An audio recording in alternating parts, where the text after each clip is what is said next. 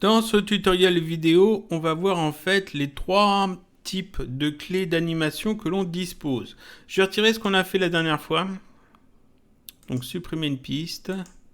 Supprimer une piste. Voilà, on se retrouve avec un document tout neuf. Et je vais rajouter en fait une petite vidéo de fond. Voilà, histoire d'avoir quelque chose en fond. Je vais ajouter ensuite, on va ajouter un texte peut-être. Je pense qu'un texte, ça serait pas mal. Donc je vais aller dans Filtre, je vais faire le petit plus. Est-ce que je l'ajoute directement sur la vidéo? Non, on va afficher une image, ça va changer. Donc ici, je vais ajouter une piste vidéo. Et dans cette piste vidéo, je vais ajouter en fait une image. Alors je vais aller chercher une image. Une image que je vais ajouter en fait dans le chutier. Donc on retourne ici dans liste de lecture. On va ouvrir le dossier, voilà, le dossier où il y a tous mes fichiers hop, que j'utilise pour ce projet. Et puis je vais aller chercher une image à mettre dedans. Donc qu'est-ce que je pourrais avoir comme image que je pourrais utiliser? Voyons. Je regarde un petit peu dans les fichiers que j'ai. Il faudrait peut-être un logo, peut-être un personnage, un truc tout bête, tout basique. J'ai beaucoup d'images, mais pas forcément intéressantes. J'aurais dû préparer une image. Je vais pas prendre une image GIF parce que j'ai déjà expliqué que les images GIF pouvaient éventuellement poser problème dans Shotcut. Il faut attendre le correctif parce que les... Là, j'ai quelque chose d'assez intéressant. Je regarde si ça s'ouvre bien. Ouais, mais c'est pas bon. Les images GIF, en fait, suivant qu'elles soient enregistrées de manière à tourner en boucle ou pas, ça va fonctionner bien ou pas dans Shotcut. Donc, il faut vraiment... voilà, j'ai une image de Donald. Donald, c'est très bien. Donc, je vais copier la photo de Donald. Elle est un peu grande. On va l'ouvrir.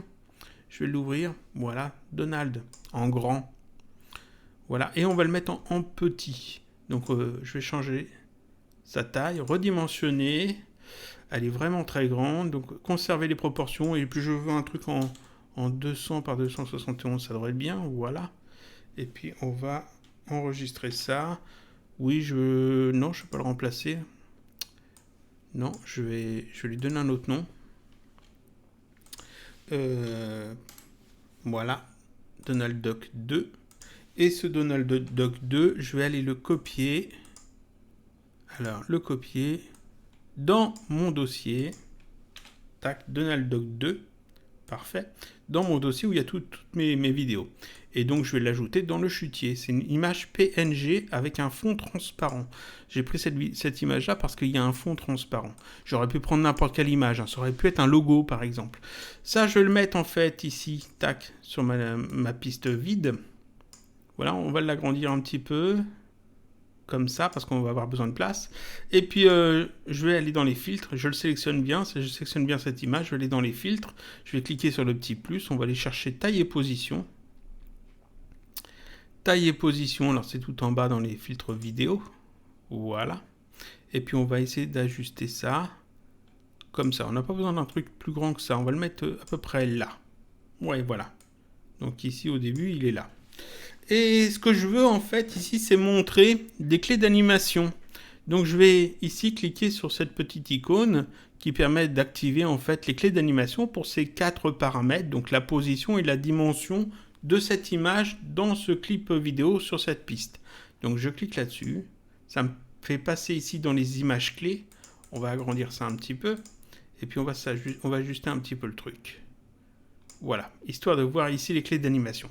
Ici, j'ai mis donc une clé d'animation. Quand j'ai cliqué là-dessus, ça m'a automatiquement mis une clé d'animation là où on se trouve. Donc ici, Donald se trouve à cet endroit-là de la vidéo, à ce moment-là de la vidéo. Si j'avance dans la vidéo, ici par exemple, je veux que Donald se trouve à cet endroit-là. Donc ça me met une clé d'animation en plus. Et si je vais ici, par exemple, je veux que Donald se trouve à cet endroit-là. Je vais ici, je veux que Donald retourne à peu près dans ce coin-là. Et en faisant ça, vous voyez que j'ai créé des petites clés d'animation qui ont une forme de losange. Donc si je me mets tout au début que je fais lecture, vous voyez qu'en fait, le Donald se déplace entre les positions qui sont définies par ces petits losanges. Et vous avez vu ici, quand il tourne, en fait, il fait des angles assez secs. C'est-à-dire qu'il change de direction de manière assez abrupte. Là, et hop, il change. Et puis il va sur la clé suivante. Parce que ici, j'ai des clés d'animation qui sont des petits losanges. Et les petits losanges, ce sont des clés d'animation linéaires. Je peux tout à fait sélectionner mes clés d'animation, par exemple celle-là, et je vais faire un clic droit dessus, et oui, que type d'image clé je peux changer. Je peux mettre aplanir, hein, par exemple. Et là, c'est un petit rond à la place d'un petit losange. Je vais mettre aplanir sur les autres aussi. Aplanir, vous voyez que je change en fait le type de clé d'animation. Et ici, je mets aplanir également. Et la dernière, je vais aussi mettre aplanir. Et on va faire lecture, et on regarde un petit peu le changement. Ici, Donald avance, et il arrive sur cette deuxième clé, et là, en fait, le changement est moins abrupt. Vous voyez, il fait je dirais pas un petit arrêt, mais il fait une petite boucle, en fait. C'est-à-dire qu'au lieu de changer directement, de faire ça et ça, il fait ça, et il tourne, en fait, en même temps, et il descend.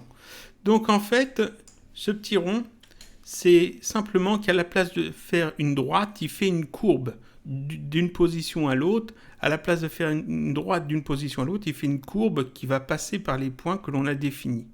Et ça, c'est la différence entre linéaire et aplanir. Maintenant, on va regarder en fait le dernier type, le troisième type de clé d'animation qui est discret. Alors, je pense que c'est pas super bien choisi en fait. Moi, j'aurais mis étape, en fait, comme traduction. On va mettre discret. Voilà. Tac. Je les change tous en discret. Et en fait, vous voyez que déjà que ces petites les clés d'animation changent encore de forme. Maintenant, ce n'est plus des losanges, c'est plus des ronds, c'est des carrés. Et en fait, ici, regardez la différence. Il n'y a pas de mouvement. Et quand ça arrive là, ça va sauter d'un coup. Tac. Et quand ça arrive là, ça saute d'un coup. Il n'y a plus en fait d'interpellation entre les clés d'animation. C'est-à-dire qu'on change directement d'une étape à l'autre. Il n'y a pas en fait de mouvement. Et ça peut être très intéressant sur certaines animations parce que en fait, on a un changement brut.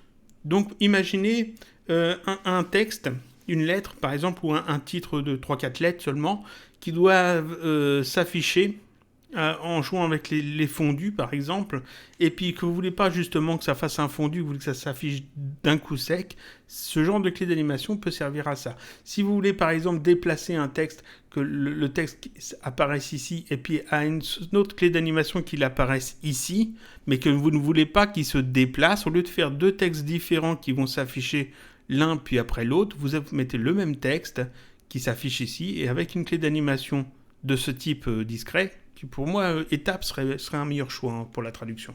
Vous pouvez le faire apparaître en fait à un autre endroit, d'une manière directe, sans avoir de déplacement. Vous voyez qu'en fait, c'est juste cette différence. Ici, il se trouve à cet endroit-là, et quand il arrive ici, paf, ici, ça change. Quand il arrive ici, paf, la position change.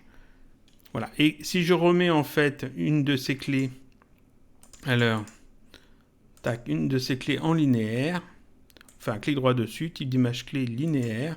Ici, je vais avoir un truc un petit peu différent. Ici, ça va passer directement. Tac. Et ensuite, ça bouge jusqu'ici. Et là, ça s'arrête. Et ça va repasser ici, de manière abrupte, à cet endroit-là. Tac. Vous voyez qu'en fait, ici, on peut jouer avec les trois types de clés. Je pourrais mettre en plus aplanir. Et donc, la clé d'animation, le type de clé d'animation va spécifier comment l'animation se produit dans votre vidéo. C'est-à-dire comment on passe d'une clé à l'autre. Le petit carré, c'est par étapes, enfin, c'est discret. Donc, c'est un affichage, puis un autre, puis un autre, puis un autre. Le petit losange, c'est un déplacement linéaire, donc on se déplace en ligne droite toujours, en ligne droite toujours. Et le petit rond, c'est des courbes. On se déplace en faisant une courbe. Et donc, il n'y a pas en fait vraiment d'arrêt. On a un mouvement un peu plus fluide. C'est peut-être plus intéressant quand on veut déplacer un texte, par exemple, sur une vidéo.